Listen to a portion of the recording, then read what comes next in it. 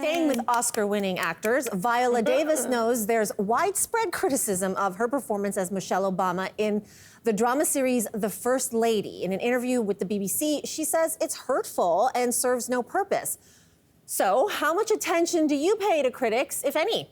Well, first of all, I have to admit that if I were Viola Davis and had received criticism, I would immediately call that critic a dummy and that they don't know anything. They simply don't know anything. That being said, I love reviews. I love movie reviews. I love reading them after I watch a movie I hate to try to find reviews that people that liked it or to confirm my opinion. Yeah, you hated it too. And I love reading the opposite. I love being challenged. And I think it's the job of a reviewer to sort of make you feel, to sort of cultivate an audience, to make you feel like you're their trusted friend. You go to them. And just like a real friend, you might agree and be like, yeah, that's exactly what I think. Or you might disagree and be like, no, I don't agree at all. But I love doing it because I think it sharpens my own ideas as wanting to be an armchair film critic. You know, because I sometimes don't have the words to say, well, what didn't you like about it? Well, there's just one thing about the pacing, you know? But then if you read a review, you can be like,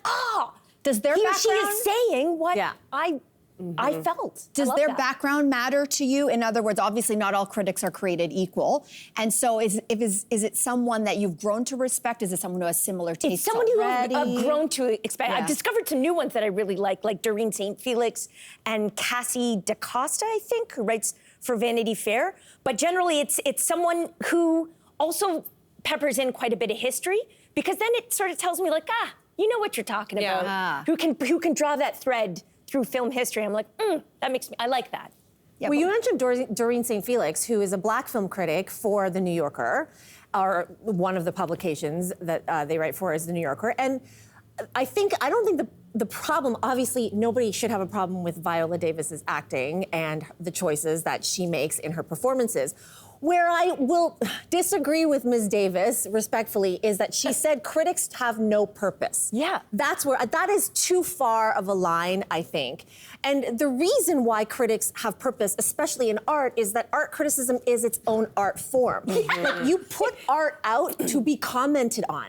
Correct. Actors wouldn't have a job if we didn't come out of the movie or stop watching the series and not talk about what we just saw. Exactly. Right? And so that's what art criticism is. Now, is it always good? Of course not. It can be done bad. Else, there's bad exactly. But what I think the better conversation is not saying it has no purpose, but that we should expand who gets to be an art critic, like with Doreen St. Felix.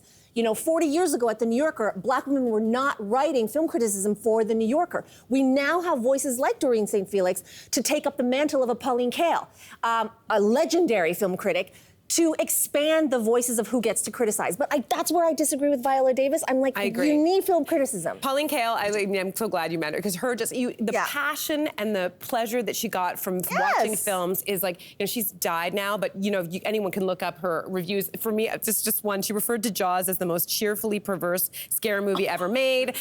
She really hated The Sound of Music, though. Yeah, she hated Star Wars. She really, yes. But I still appreciate, like, even if I didn't feel the way that she did. You don't have to agree? I didn't, it didn't bother me at all. But she brings up a good point, because there are a ton of movies that are critically panned. Like, critics left, right, and center are like, that's awful. And becomes multi-million box office movies. Don't Look Up. Showgirls. I mean, listen. Star. Right? There's a ton of them. So I actually, because I don't actually read often, I can't tell you the last time that I read a review to guide me as to what I was gonna watch or read, or maybe even a restaurant where I was gonna eat. To me, I like to rely on word of mouth from friends and family that have similar tastes to me. Those, to me, are the best reviews. You don't trust your friend. You should read this book. Oh, really? Should I? Yeah, really should I? And I'll get right to it. Yeah, I think, if I get a great review from a friend or a family member, I'm like, yeah, I'm in. And then I can challenge them later, for sure. But I think Viola's right. And please, just leave Viola Davis alone. Yeah. Just leave her alone. I think let's just agree on that.